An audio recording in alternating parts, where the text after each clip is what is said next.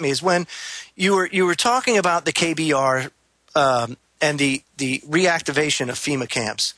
And my wife came to me and said, well, this is what Alex is talking about, and he's got some inside documents from KBR. And I says, well, sometimes getting that kind of stuff from a contractor is a little shoddy. But anytime a contract's been awarded, there has to be a solicitation notice. So let me go look for the solicitation notice. Now, I didn't originally find the solicitation notice for KBR because the first thing that popped up when I searched Department of Homeland Security was this. And I was like, holy smokes, man, this is crazy. And it's important for the government to have a continuity of government plan, much as it's important for all of us to have a plan to fall back on. Like, for example, this isn't like if a meteorite hits or there's a 12.5 earthquake that splits the country in two, like's happened before with the Mississippi River. But no, this, as you explained, it's right there. This is a battle plan against the people and a total takeover and a suspension of the system, just as PDD 51 that Bush signed, Obama continued, says Congress is suspended for any reason, including economic. Well, the document in and of itself is only one piece of the puzzle. But it's interesting how they put the entire puzzle out in about 1 month's time. And it's one sentence in the original document that makes it, that puts it all together. And it says additional efforts of operations division includes geospatial information system, which is like a battlefield awareness type of thing, Blue Force situational awareness, that's how you identify friendlies, and command control, communications, and compute. These are all warfare terms. So my question is why, for a continuity of government operation, are we using battlefield terminology on our own soil? And then, if you tie that in with S-1867, S-1867 makes America a battlefield. Oh, well, now we know why that language is in there. It's because they go hand in hand with one another. But when I've been to Marine Corps drills that are on tape, they had 12 years ago, red versus blue, and the militias they were practicing fighting in America in the drills, and we have it all on tape, the Marines of the Blue Force fighting the Red Force. Absolutely right. So, I mean, it's troubling. It's extremely troubling, but it's certainly nothing for people to fear. And that's the one thing that I want to put out. I do this out of a sense of duty. One of my heroes is Martin Luther King. And he once said, cowardice asked the question, is it safe? Expediency asked the question, is it politic? Vanity asks the question, is it popular? But conscience asks the question, is it right? And there comes a time when one must take a position that is neither safe, nor politic, nor popular, but he must do it because conscience tells him it is right. And we cannot be silent in these days, folks. This is the time to stand up. I know one of the prevailing thoughts when you start diving down the rabbit hole is you start to feel alone, because anytime you try to approach coworkers, and I know you had active duty military and police calling in, and they talk about just how hard it is to try and awaken their coworkers, and you have to make them feel like they're not alone. 2006 New York Times poll came out where 81% thought that there was something hokey about 9/11. But do you hear that kind of people speaking out about it? No, because when they go to their moms or their dads or their family members or their coworkers, they get looked like they got three heads on their shoulders. And so they be quiet. They quiets them down because they don't want to feel like a freak. They care what other people think. And this is my issue. I've reached the point now, even more than before. It's not abnormal that I'm jealous of my liberty. That those are hard fought and hard won. And we need to be aggressive with people when they try to stomp on us, because the system is openly trying to break our will and train us to be prisoners. I mean, this is a conscious program.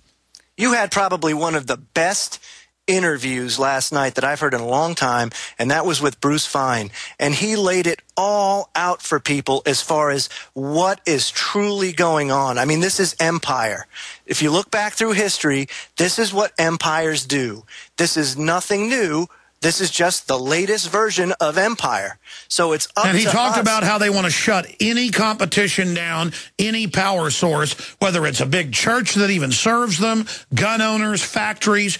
The empires always seek to shut everything down as a control freak measure, as an instinct towards domination. Absolutely right.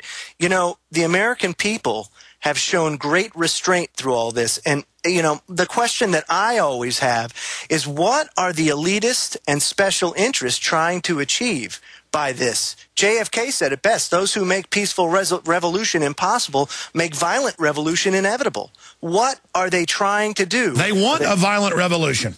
It's unbelievable. And just so everybody knows, too, S-1867, or the NDAA, has not been signed by President Obama yet.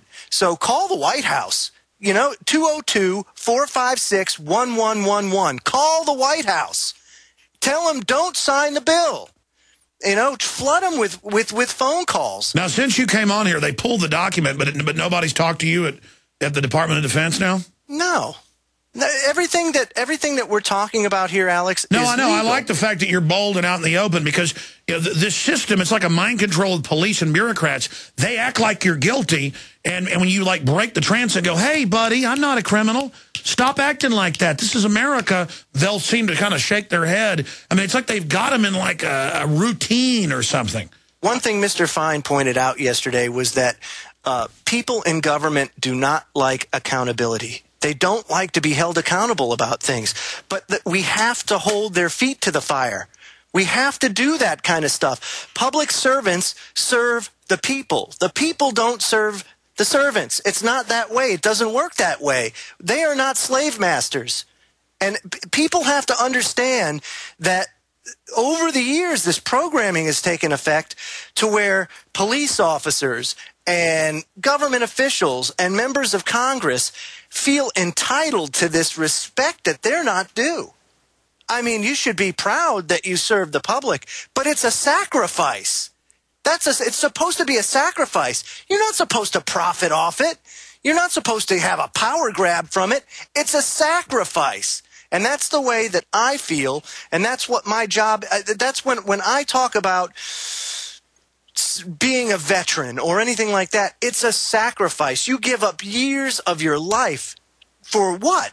To hopefully keep liberty and freedom for everybody. But what a lot of people are coming to find out, especially in the military, and thank God they're donating in droves to Ron Paul, is that what are they fighting for? RT just came out with a news piece that says suicides are more suicides than there are war deaths now. No, it is. The last number I saw is it's 6 times.